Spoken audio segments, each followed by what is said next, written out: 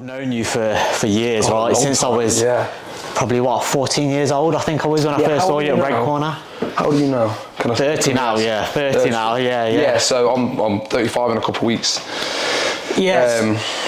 That was close. Yeah, so God, a long time now. Long time, was that 15, 16 years, something like that?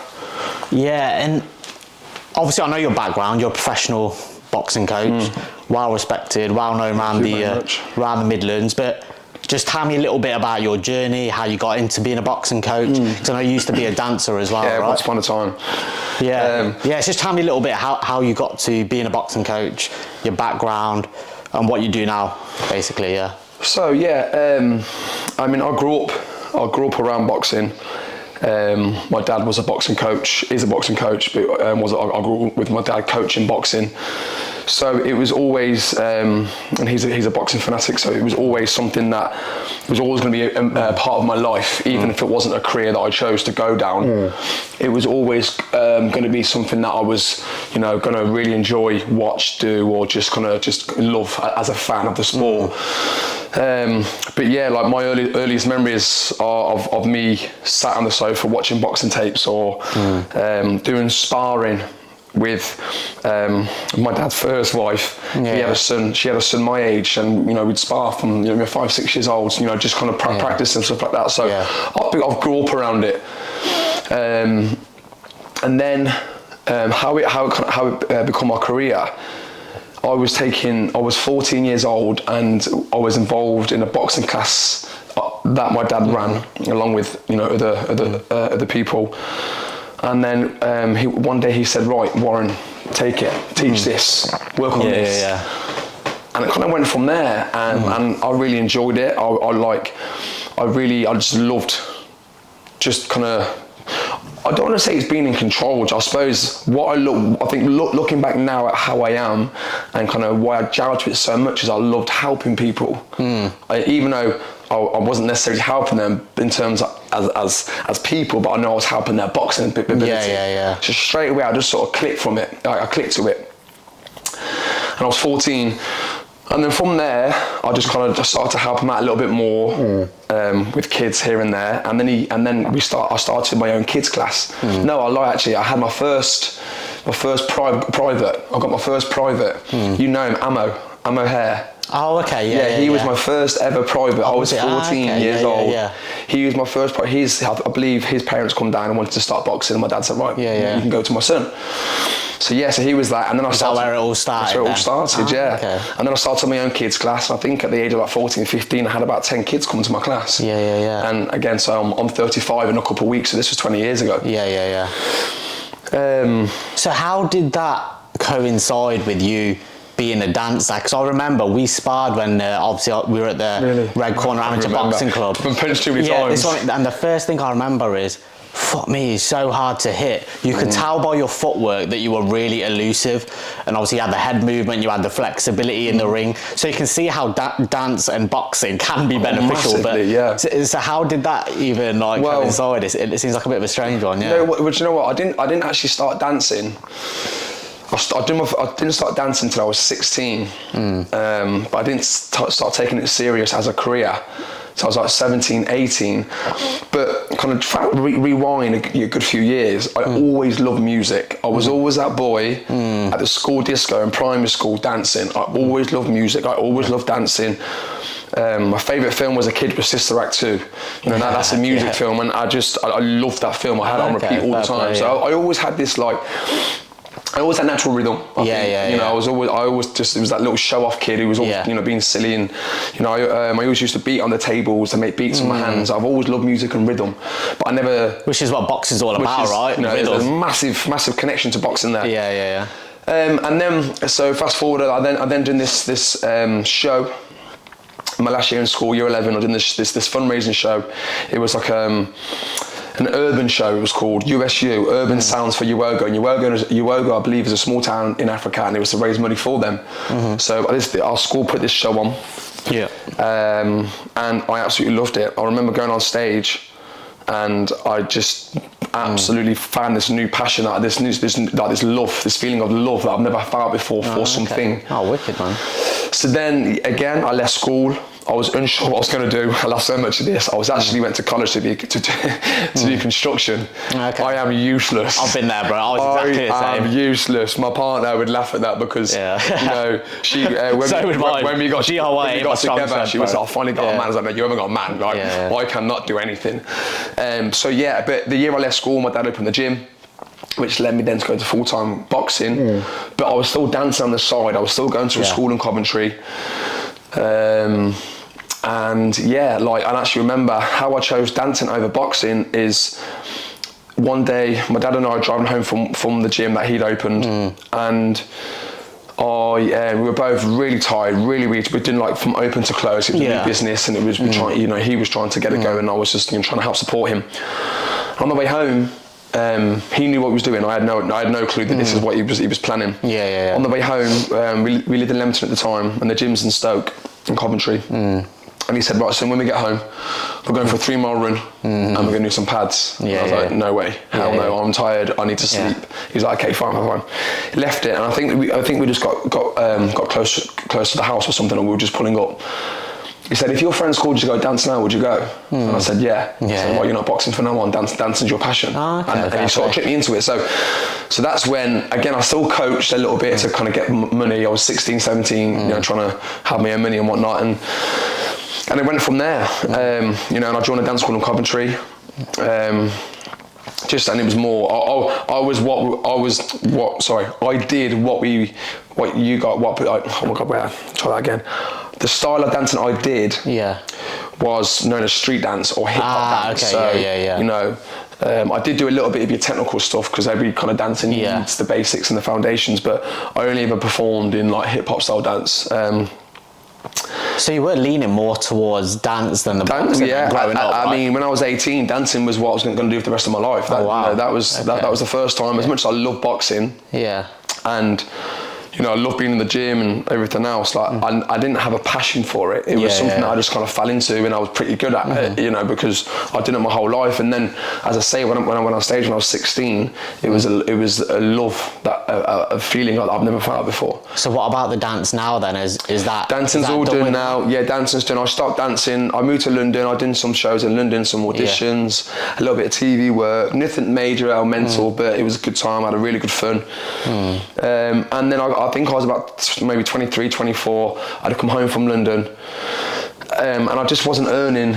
I was like earning enough money to kind of take the next step from being, well, I suppose 24. You are a man. Is it a tough industry to earn? Oh, so tough, so tough. So it's very, very cliquey. Like a lot of industries, it's very much who you know, not what you know. Connections, right? Yeah, and I just wasn't making, you know, a substantial amount of money for me to live off and kind of take the next stages of life at that age that you should be thinking about mortgages or you know, anything like that. It just wasn't happening for me. So I made the choice to kind of slowly fizzle.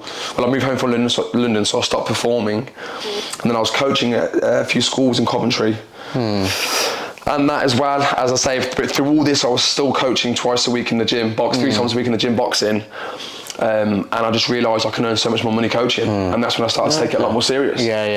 Which then led to me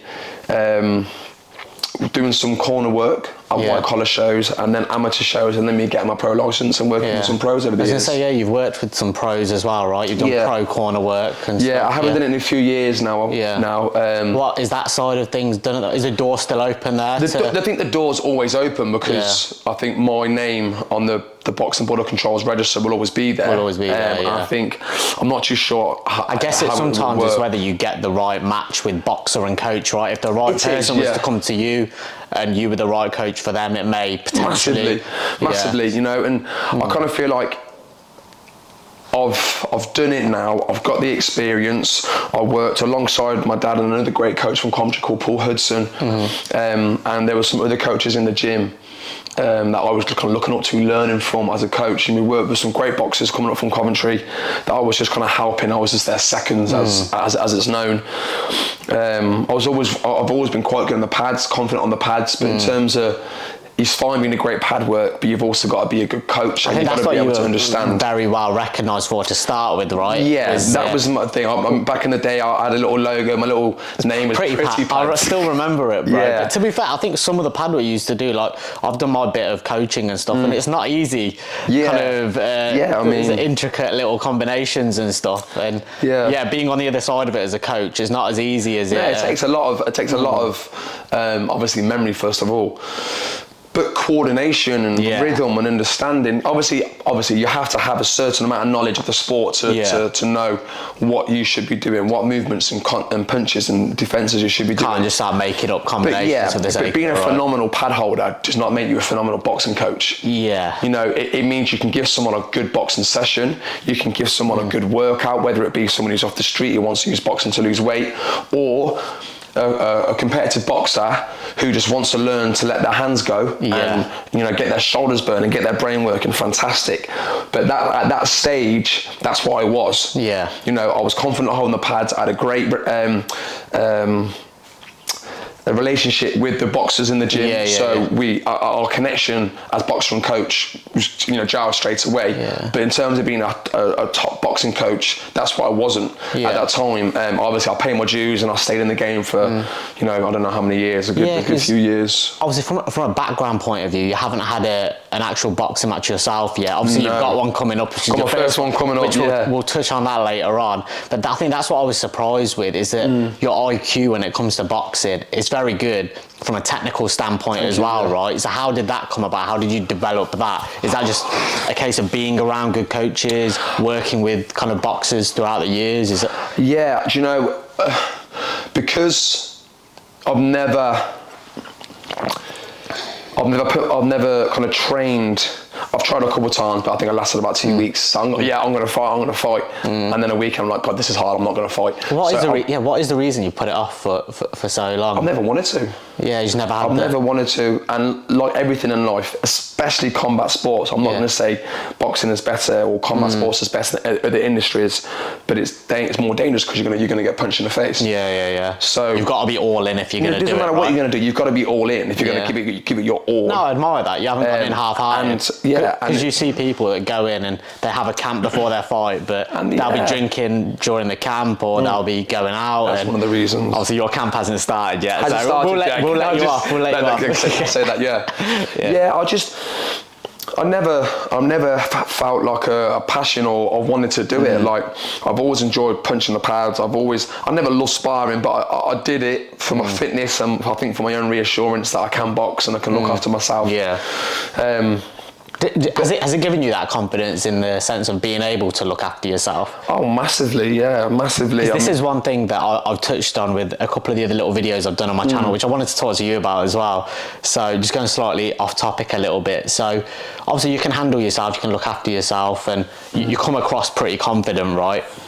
So like everyone, we get put into these certain alpha male environments, right?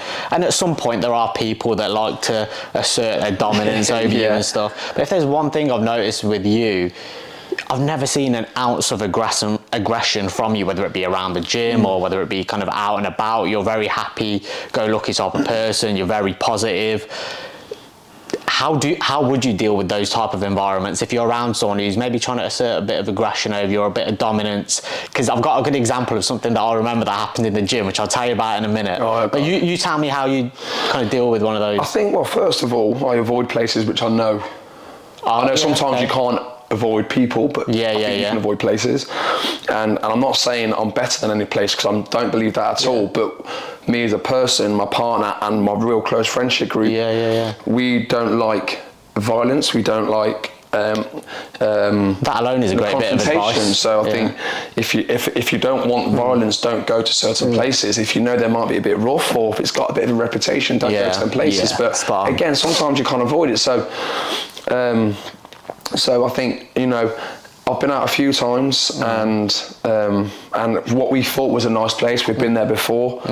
And this one time we went out there and this guy was getting a little bit leery, asking me questions and, silly questions and stuff. And I just said to my partner and our friends that we were with, this guy's getting a bit leery. He started to, you know, ask me questions and tried to get me to bite. Start a confrontation. So I said, let's go, just leave.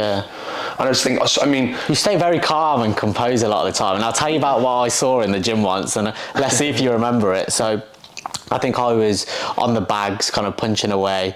I think you were coaching in there. I'm sure Ryan won't mind me saying this. Ryan was in the gym coaching as well. And I think he may have pulled up one of the gym members because I think he was walking around with his top off or something. Yeah. And correctly so, because obviously there's gym etiquette. You've got to have your top on when you're walking around the gym.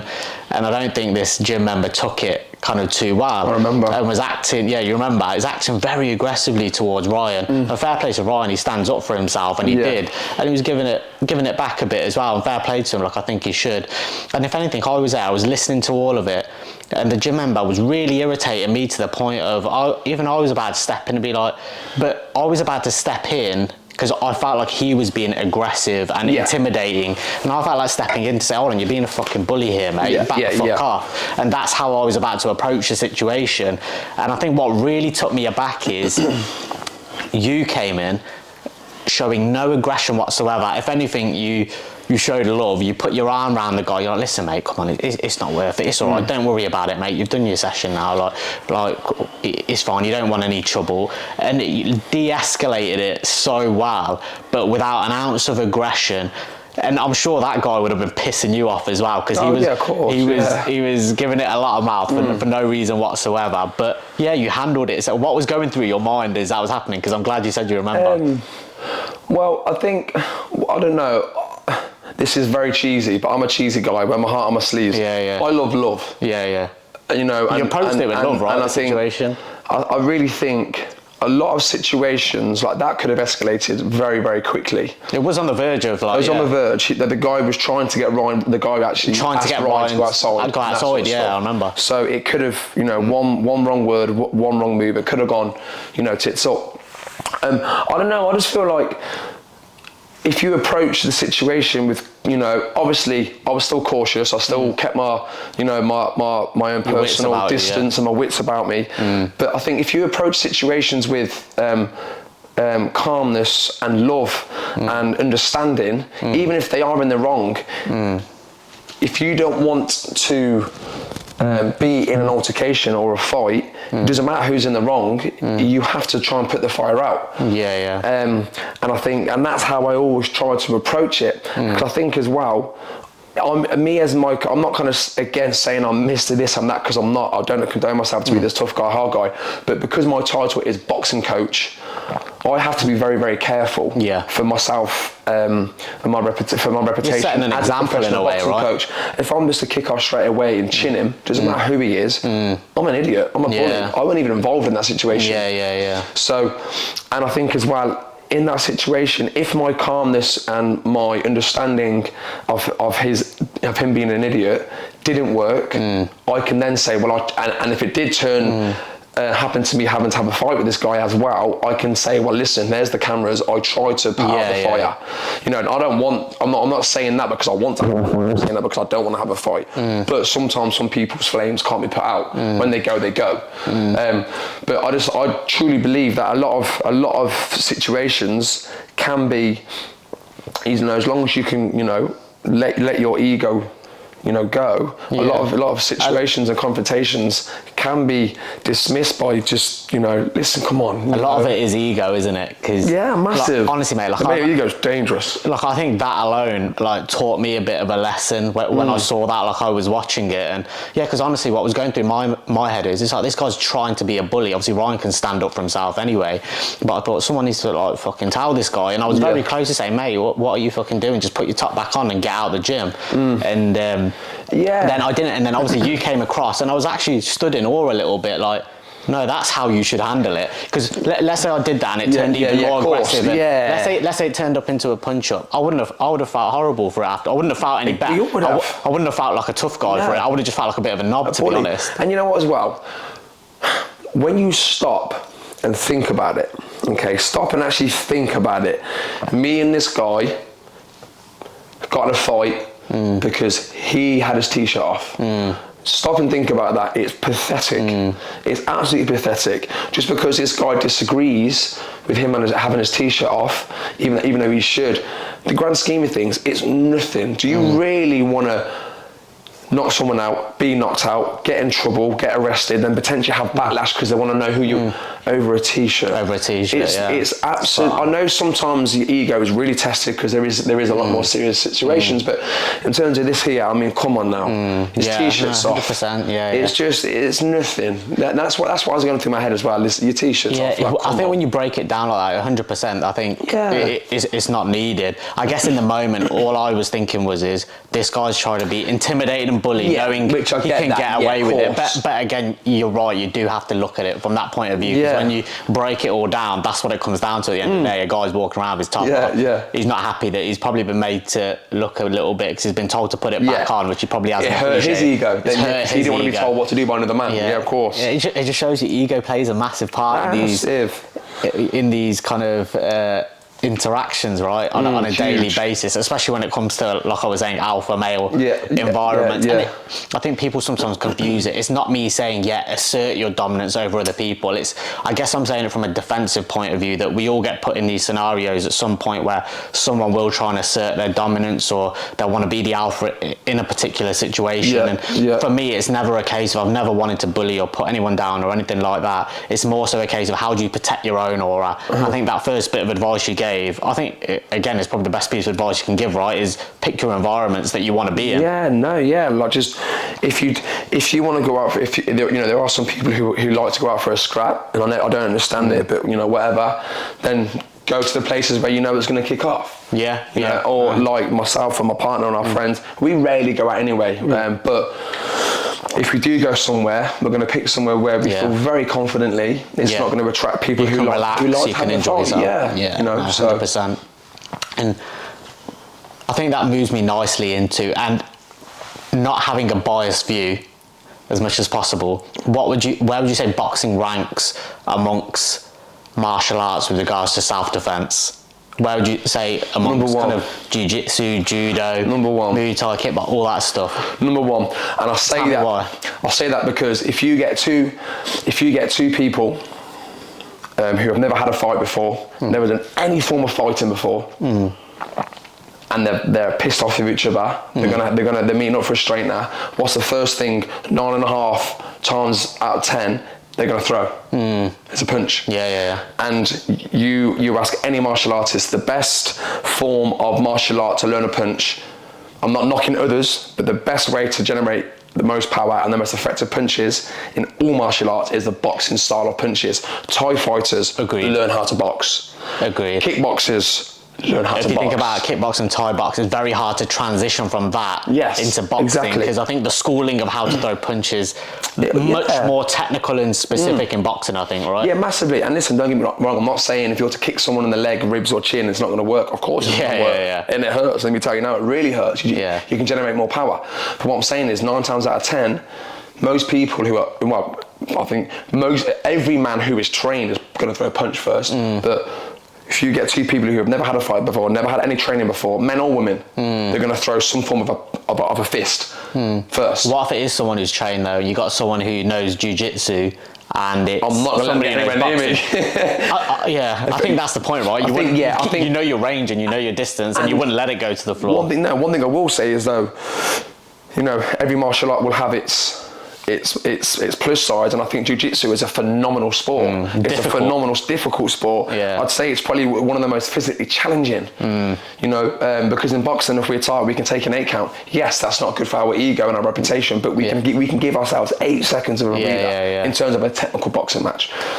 If you're in the cage, if you do jiu-jitsu, which leads you into the cage, there's no rest. But I think jiu-jitsu, the amazing thing of jiu-jitsu, I think it has saved a lot of people's lives in 2 ways. It saves people's lives because it stopped them from getting booted in the head, or if they are down on the floor, it stopped them from getting hurt.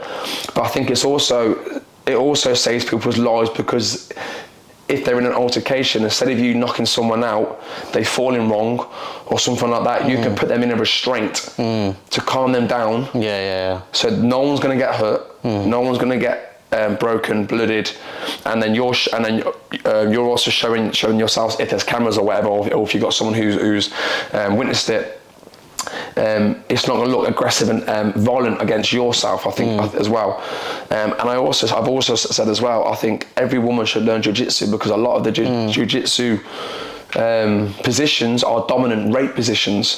So I think it's a great sport for people for that reason as well. I mean, that's kind of a bit of a side topic there, but I think jiu-jitsu is a phenomenal sport. I was literally agree with every single thing you said. It's a phenomenal sport for women. Yeah. I think jiu-jitsu. I think every woman. Yeah. I think every and I'm not gonna go on a sexist thing now, but obviously men are the bigger sex. So for an untrained woman who can't punch,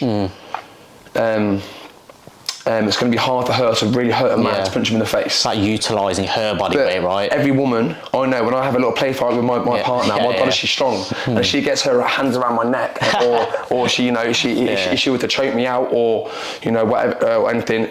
I can't get her off. I think that's probably the same, especially if a woman's trained to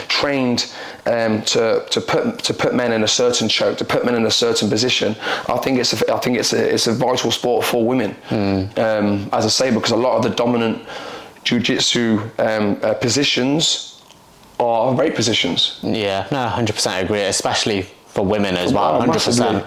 And I guess from just a general point of view, I think the first argument that I usually hear is on the other side, the shoes on the other foot, is that a lot of guys say, if they're, say, for example, a grappler, or they do jiu-jitsu, but what if I've got you in a lock, you're not going to be able to get out? Oh, no. But my first, 100% you wouldn't, but I think, again, if it's from a self-defense perspective, boxers judge their distance extremely well. Yes. If someone comes into a range where they can attack, that's where you're going to strike, right? And I think that's what's probably underestimated from a jiu-jitsu point of view, is that we won't let you get anywhere near us, and we will land our own, because we know our distance very, very well. And judging our timing, I think again, you can't help.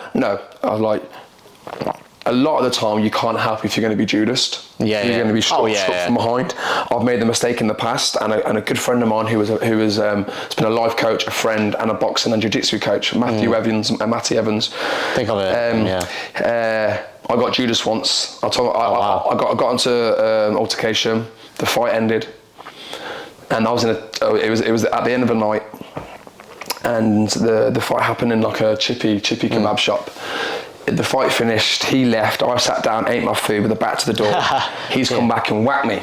Oh, wow. And the guy come back and judiced me. Because I thought he'd gone. I told my friend. I thought you were having a kebab after the kick-off. No, I did. So we had the fight.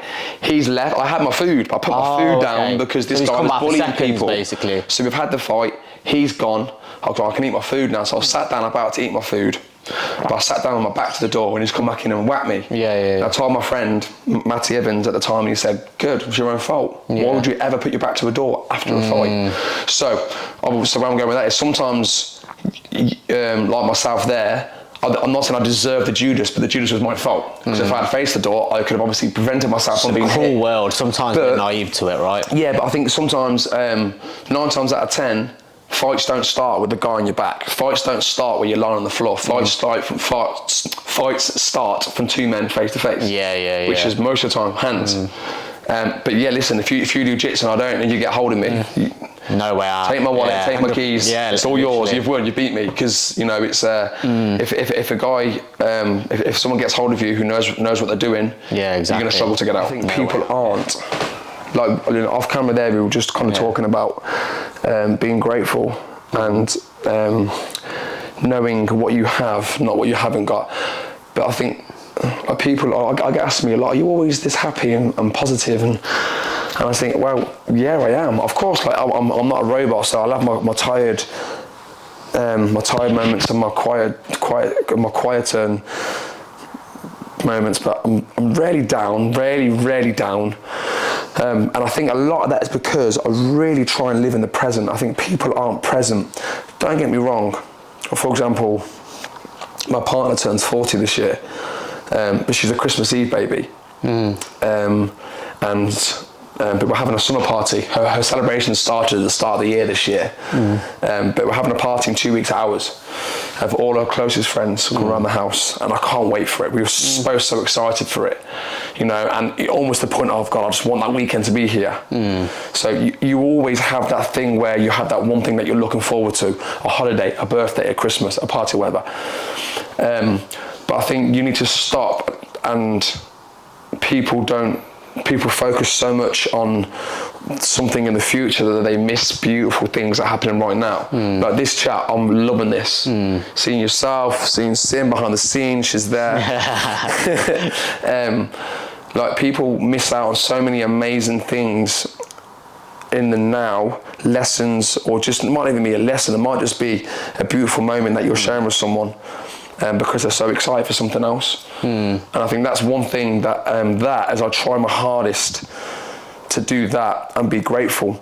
And my biggest fear is death. And this is very morbid, but we are so, life is so fast. And with all these films that we watch, knowing they're actors, all these computer games that we've played, died, restart the game.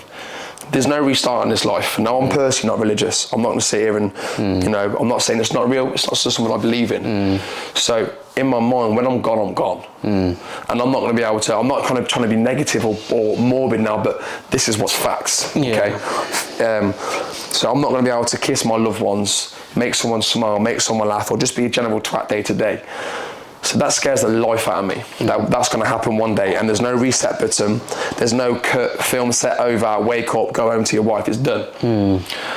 So, like, you need to stop and think about that for a second, because I think if you're so fixated on next paycheck, next party, the next something big, next summer's holiday, I can't wait till I go summer next year, 2024. I'm gonna miss out on all this amazing things that's gonna happen right now. Before you know it, you're gonna be 18, your life's gone. It's a good way of looking at it. And that's me personally, that's just something that I generally fear death, because it's the unknown. And I think it's not that I sit and think about it day to day and I'm crying my eyes out, because I'm not. But when I have moments, I'm like, shit, I'm not about to do this one day. Like, I think people need to stop, think about what they're doing, where they are, how far they've come. And the most true thing that I've read is that if you look at yourself 5 years prior to where you are now, she would have said, like, God, I really hope I can be there one day. But now we're 5 years on, we've got new dreams, aspirations, or whatever. We forgot what we thought then. But me 5 years ago, I wouldn't even imagine I'd be where I am now. Not that I'm a millionaire, because I'm not. And I don't just mean finance, I mean emotionally, spiritually. Finance is a big part of it. Everything. Like, so you need to stop and appreciate, God, I'm okay, I'm doing all right, I'm doing good, I've improved, I'm a better person than what I was. Better version of myself, I said, than what I was 5 years ago. And yeah, like, just people, you gotta be present, man. Just be grateful and be present for what's going on, because life is going fast. I think that's exactly what I was actually saying to Sim the other day. I was like, we've got these holidays booked, we've got this planned in the future, this, that, and the other. But I'm like, I don't want to waste all this time in the now, like, because otherwise we're going to look back thinking, what have we actually done, other than looking forward to things? We're not actually living in the present, right? Which I think is a great way of looking at stuff. Yeah, massively. Like, I think you just need to look at everything you do. Like my job. I'm on my feet all day. I'll probably burn around 2,500 calories every day, because I'm on my job, I'm coaching, I'm bouncing around. I'll probably burn more because I'm just so immature and stupid, but that's who I am. But like, I get up every day at 5 a.m. To get to the gym. This is not like a violin sob story, but this is my thing. This is what I do, 5 a.m. every single day. And then I work I work till X amount of time, or in the afternoon I go home, then I go back to work in the evening. And me and Alexis, we rarely have dinner together in the week because of my job. But the positive side of my job is I make so many people happy. So I can't let the week pass me by, because I'm so excited because I only work half a day Friday, because I'm so excited to have that Friday afternoon and Friday night with my partner. Because every single day when I get to the gym, I'm making someone feel better about themselves, and that makes me feel fucking incredible. Rewarding, that's right? So good, so good. So, you know, I think it's the smaller things like that, and as I say, being in the present. That makes you, just be generally It's quite a day-to-day. physically challenging job though as well, isn't it? Being a personal trainer. Cause I did it for a short while and I was knackered after just doing about 2 or 3 back-to-back coaching sessions. I go home and I'm absolutely physically, but more so because you're so emotionally drained. You're not just going through the motions in your sessions. You're like fully like being an idiot present in those sessions. Yeah, you're like lively. Yeah. I'll go home at night and I work till 8 p.m. I have the afternoon off Monday to Thursday, and then Monday to Thursday I'll go back to the gym and I work till 8 p.m. Yeah. And then like 8 o'clock comes, I get home from work like 8:15, 8:20. I have my dinner at 8:30 and then I am gone. I'm asleep by 9:30. I'm just so emotionally done. I'm so tired, physically, but more so like mentally, but emotionally drained. Yeah. So I've been talking all day, explaining boxing techniques, tactics, and then I'm just having fun. Just have to switch off when you get. Yeah. Right. So So be present. Be present is the key takeaway, right? Yeah. So just as we were talking about before, you mentioned that you're just always positive, you're always happy, you don't like having that anger or aggression in your system or whatever it may be. But there must be something that's flipped that switch in you before, right? There must be something. I think seeing my loved ones upset hurts me. Yeah. Obviously any of my loved ones, but my first circle, so my partner, my fiance and my stepdaughter, I'm a stepdaughter, but I'm a husband and a dad. I'm a husband to be and I'm a dad. I'm a husband and a dad. So they're my girls. They're my. That's your like. They're my right, things that people that I need to protect. So obviously the thought of someone hurting them is not nice. But touch wood, that would never happen. So in terms of what I've experienced, no, like as we spoke about earlier. I think you just protect your own energy by the sounds of it. Like we even spoke about alpha male environments, right? But thinking about it, we both train at Fitness Factory. Yeah. Couldn't be a more alpha male environment, right? Yeah, it's knowing your environment, but you need to, as I said earlier, you need to detach yourself from, not go to places, or detach yourself from certain places which you know aren't good for you. Or if you can't take yourself, let's say, as we spoke about, let's say you have a disagreement with a loved one, your partner, your mum, your dad, whoever. I personally, it's probably, some people might disagree with this, but I personally would just detach myself. I'll switch off mentally. It's funny actually, so literally I did that. I joke about Buzz Lightyear, the thing going back off his head, that's what I do. Won't go over my head. My stepdaughter, me and Lex were having this disagreement once, and Ella, my stepdaughter, was in the room. I left my head off, and we were going back and forth, and then Lex left the room, and as soon as she left, Ella's gone, you weren't even paying attention at all then, was you? I have no idea what she's going on about, because that's just my way of dealing with it. And like we spoke about, I don't like feeling upset. No one does, but I generally can't handle it. My body, if I get angry, I cry, I well up. I can't. I rarely feel upset or angry. So when I do feel it, my body can't process it. I switch off. If you were having an argument with the other half, then, and like you said, if it was getting a bit heated, would you then switch off? Then would you say? Even if I know but that. Then wouldn't she be? I'm assuming she wouldn't be too happy if you switched off, right? No, because I just say what I know she wants to hear, just to end the argument. Because I generally don't mind, even if Is that best in the long term, though? Do you think? Definitely not. But what I will say is, when we are really, you revisit it later on. We then revisit it in an hour or 10 minutes or the next day. So you do revisit it. You don't just avoid it. Listen, I said this, she said that. Yeah, exactly. But I think no matter who you're having a discussion with, a heated discussion with, nothing gets resolved through shouting at all. At all. So we will always revisit the situation where I'll say, listen, I'm sorry, or she will say, she's sorry, but my way of dealing with not getting angry or upset is completely turning my brain off. Yeah. And I find it very easy. Do you think you're going to be a little bit more kind of, what's the word? Easy to agitate during your camp now, when you're in the zone? And I want to say no, Are you having to trim down to a certain weight, by the way? Are you having to? What Yeah, weight so, you going at? God, my plan was... Like I said, which again is going to make you much easier to to agitate. frustrate. I mean, my plan was, I started training at about 13 stone, I think about 12, which I believe is about 86, 87 kilograms. Yeah.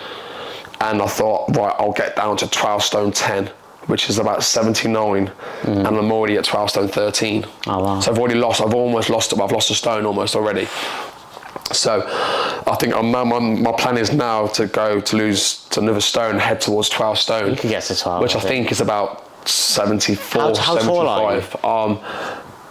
Officially just under 6'1", but 6'1". 6'1". You need to round up. 6'1". Yeah, of course, mate. 6'1". Yeah. Size 11 feet. So. Okay. Yeah, I think 12 stone's a good weight. There. I think 12. When Sharky fights at 12 stone, and he's a bit taller than me. Is he taller? Yeah. Okay. Yeah, he's a wee bit taller. I'll say he's about 6'2". Okay. I don't know why I said wee bit, but yeah, he's a little bit taller than me. Yeah, because I think obviously when you're going through camp and you've got so many emotions and you're trying to get in the zone, and for me anyway, sometimes it could be the slightest thing. I'm quite a snappy person anyway. Someone says something to me and I want something done in a certain way because I'm very OCD in certain type of ways. Yeah. I'm easily agitated and easily frustrated. So yeah, I'm just wondering. It'll be interesting. So I'll have you back on in a few weeks. Definitely. Midway through we'll your have a camp. chat. Yeah, it'd be really I want to know interesting. how you're coping. Yeah, I like to think I won't because I'm It's not very. going to be a serious diet, is it? Like obviously you're trimming weight, but you're trim doing down. it sensibly. As I said, I won't be drinking. I'll be eating certain foods. I'm going to give myself probably a chocolate bar every week. Yeah, just one small bar, which is nothing. Yeah. Like, I'm a sugar addict, so yeah, I'm going to be taking it very, very seriously. But in terms of me being short-tempered or snappy or this and that, I like to think I won't be. I hope I won't be. Yeah. Because I'm generally quite laid back and chilled anyway. Yeah.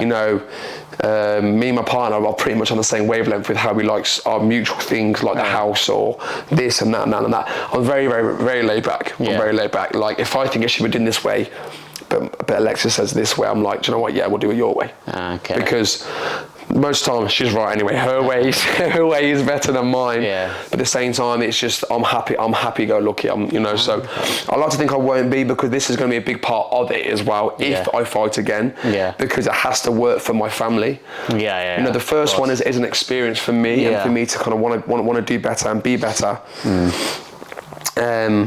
But if I am to carry it on, if she's to turn around and say, you listen, you were not a nice person to camp, then that's something that I would definitely take into consideration to not fight again, because it has to work for my family as well.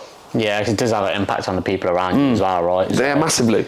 Yeah, no, it'll be interesting. I'll be interested to see if you'd want to have another one though. Yes. I mean, that'd be And if I do, yeah, definitely.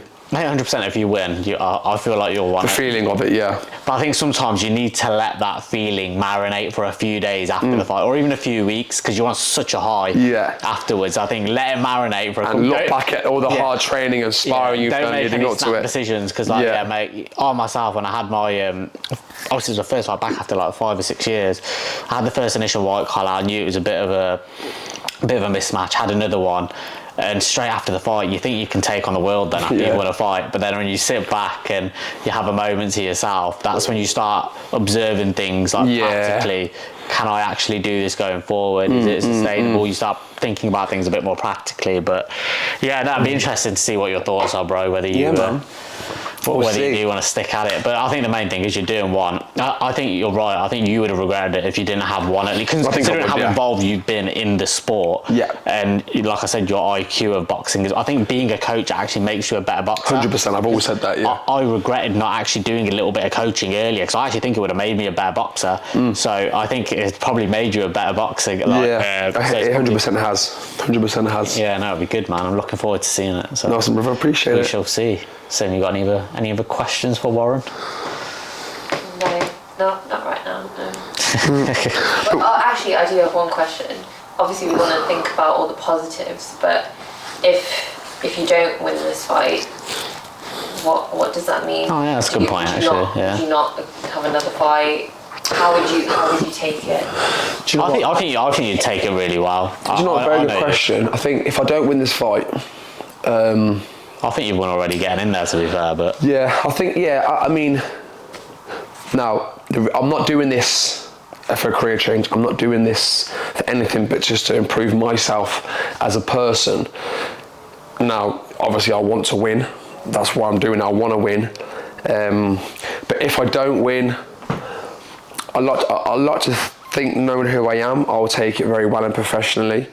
And I'm stepping in that ring very confident in my ability, and very confident knowing that after 8 weeks of hard training, I'm going to be in fantastic shape and conditioning.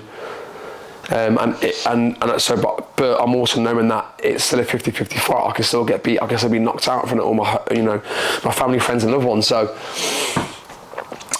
I don't know. I'm not too sure. I'm because I've never done it before. I don't know how I'm going to feel. Yeah, you can't know. I don't know how I'm going to act. There's part of me where you think, you know what, that's why you've never done it, because you're amazing in the gym behind closed doors, but in the limelight, it's not for you. Or I might think, I can't go out like this. I don't know. So, but it's not going to happen soon. Yeah. but yeah, I'm not too sure. I'm not too sure. It's a very good question. I think the main thing is go in there, have the fight, know that you've given it your all. You've had a tear up. You haven't gone down, and quit or anything like that. Then you can look back and say, "Do you know what? Whether I won or lost, I fucking gave it. I gave it everything. I gave fucking everything in there." I think that's all you can really say. I think you'd be more than happy with yourself if you did that. Yeah. What else can you expect? Exactly. Really. Yeah. So yeah, I think that's all you need to do, bro. And I think you'll smash it anyway. To be fair, Thank you, I appreciate it. I'm interested to see who your opponent will be. Yeah. To be honest. So. As soon as I know, I'll send you him over. So. What is there a deadline for when they're gonna? Well, hopefully I'll find out within the next 4 weeks, so I can obviously enter camp with I can start working towards his pros and cons. Yeah. As a fighter. Who's coaching you actually for this fight? I'm going to work with. Can't be. I forgot to ask. Yeah. I'm going to do some work with Joe Donnelly. I'm also going to do some work with Jack Beer and Marcus O'Hagan at the Boxing Lab.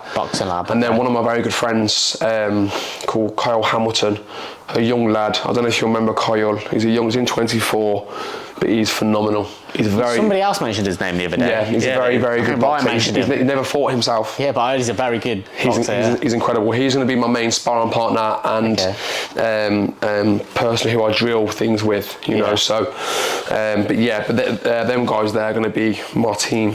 Okay, more serious side of things when it comes to boxing.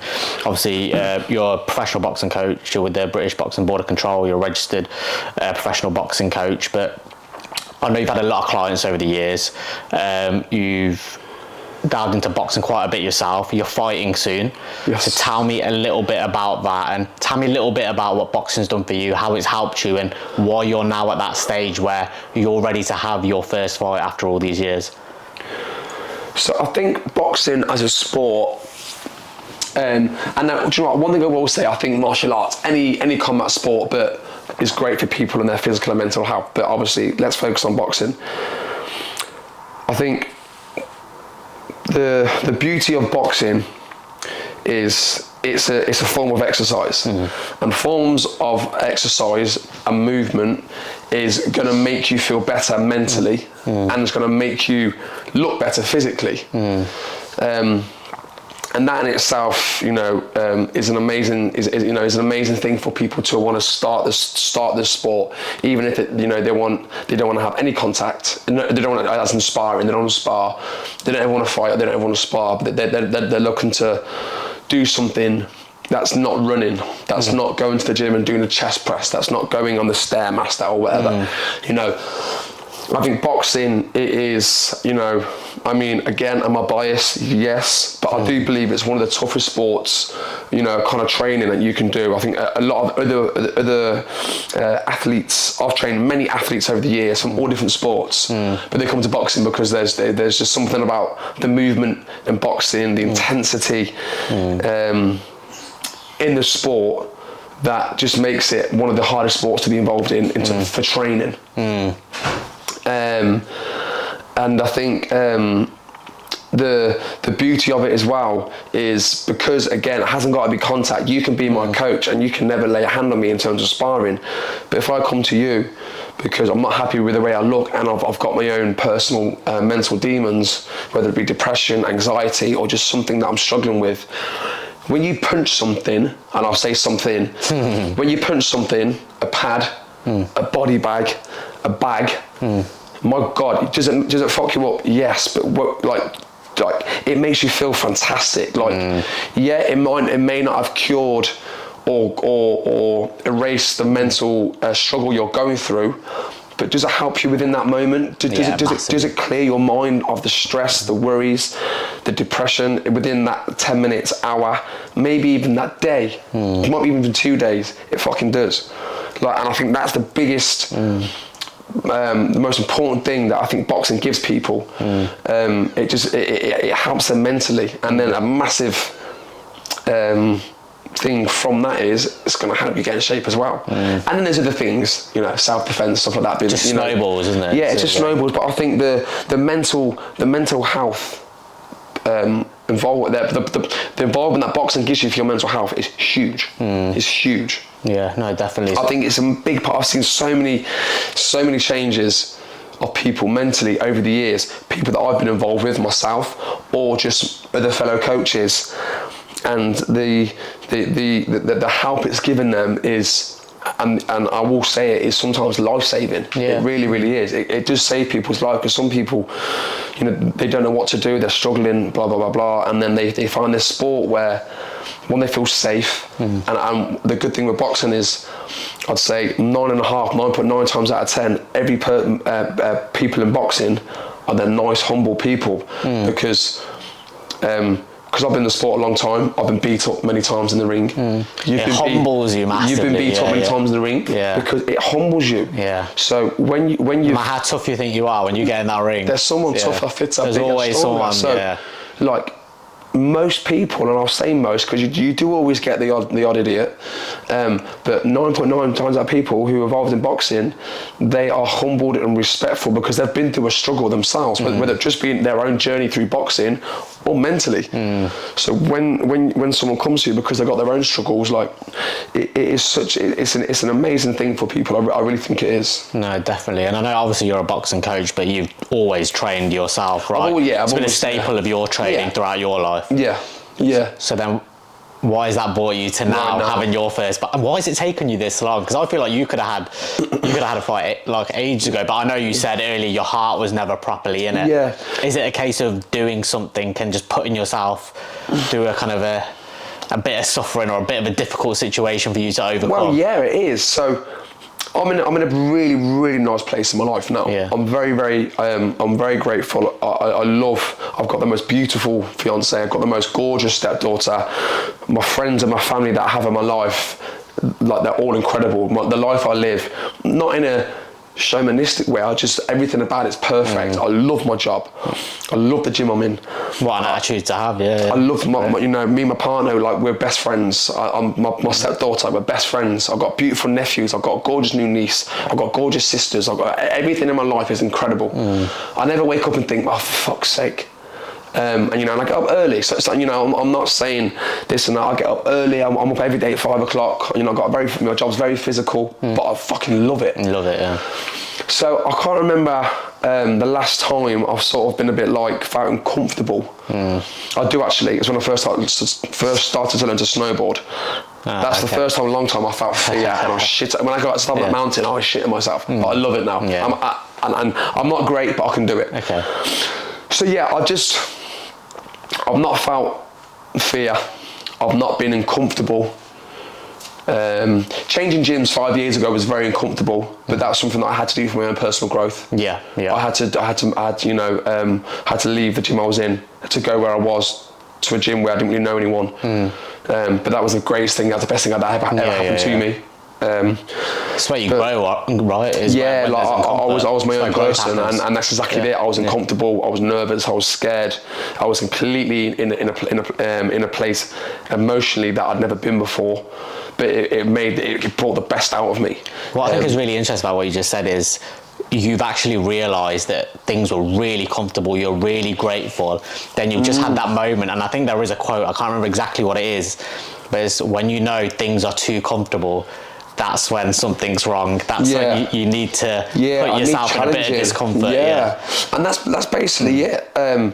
I love my life. It's incredible, and I want to know that when I'm at the end of my life, there's certain boxes that I hope get ticked that represent my name, and one of the boxes that I want to know that I've ticked is that I've challenged myself. I've tried to become the best version of Warren Smith. So it's a great attitude. Do I need to fight? No, I don't. You I really don't. I really don't. I'm 35 in a couple of weeks. I'm not old, but I'm sure as hell not 21 anymore. I was like, why is he doing this now? He doesn't need to do it. He doesn't need to do this now. I want to be challenged. I want to, because I love socialising. I like going out for a glass of wine at the weekend with my partner. I like having our friends around our house. Singing karaoke in my kitchen and having a good dance and joke, and I love that. Yeah. So not doing that for a strict 8-9 weeks in my training camp. I love chocolate and sweets. Oh, mate. Not having 3, 4, 5, 6 bags of big white chocolate and Haribo at the weekend. You're not the only one. It sounds like nothing, but that's I love it. And because I'll train 6-7 times a week, I'm doing I'm coaching all week long. So at the weekend, that's my time for Warren. That's my time for me, which is chocolate, sweets, alcohol, and seeing my friends.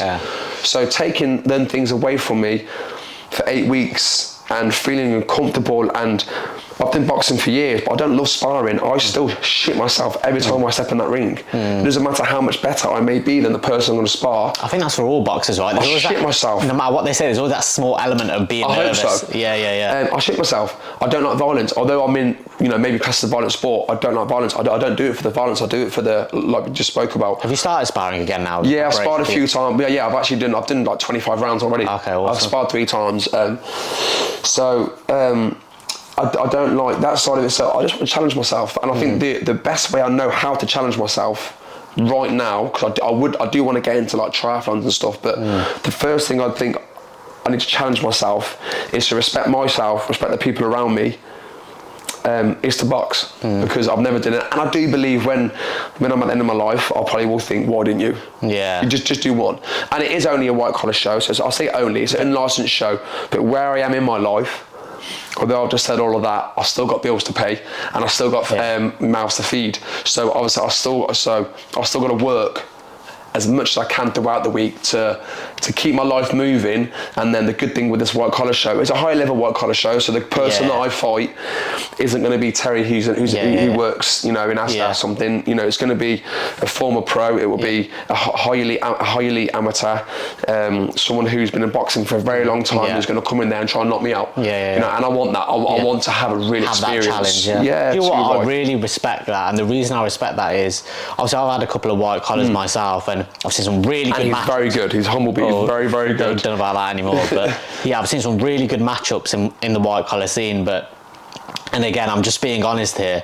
I've seen a couple of fights where you've seen a couple of guys matched up. And it's just blatant. Like, it'll be an even fight, and one guy will drop to the floor, and it's over. It'll just take the loss. And people who have been in boxing, they know when they've seen someone take a dive. And so that's one thing I respect, because a lot of people go into a boxing match wanting a bit of an easy fight. You're going into this saying, give me a tough opponent. By all means, I don't think you'd lose any respect if you said, do you know what, give me a tough opponent, but not too tough. And do you know what, if it was my first fight, I'd have no shame in saying that, because it's one thing even getting into the ring and experiencing it, but to say you want an actual somebody to come at you and have a... Because I know I feel guilty if it's like... I think you know really in your own mind, right? You'd be cheating like the bully. Yourself. It's again a great attitude to have, because you feel like you'd be cheating yourself if you didn't have someone there that you can say to yourself, whether you win or lose, that you've just been in there, and your first fight against a respected, whether it be former pro or just a tough opponent, you'll come out of that ring with so much more respect for yourself. Right?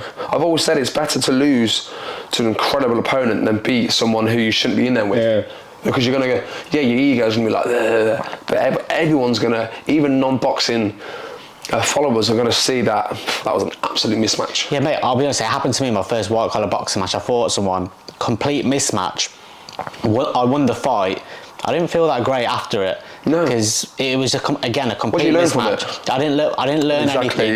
This is my first one in a while, but even then I was like, nah. There's that little bit inside of you that hasn't given yourself the credit that you should have. So that's why I think it's a great attitude to have. That again, not saying you should go in there with the next AJ, but that you're actually saying, "Do you know what? I want a tough opponent, and I want something that's going to challenge me." Right? It's misleading to yourself too. But it needs to be a fair contest at the same time. Yeah, well, yeah, definitely, because I don't know where I'm going to go after this first fight.